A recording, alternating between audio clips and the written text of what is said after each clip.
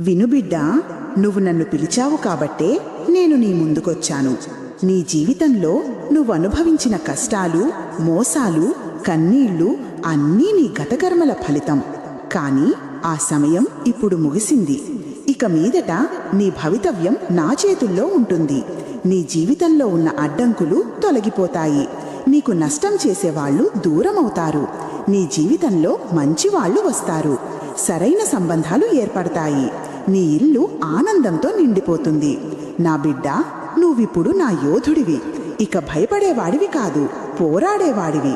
నీ మనసు ప్రశాంతంగా ఉంటుంది. నీ నమ్మకం తిరిగి వస్తుంది. నీ జీవితంలో కొత్త అధ్యాయం మొదలుపెట్టు. ఇక నీ ముఖంలో నా కాంతి ఉంటుంది.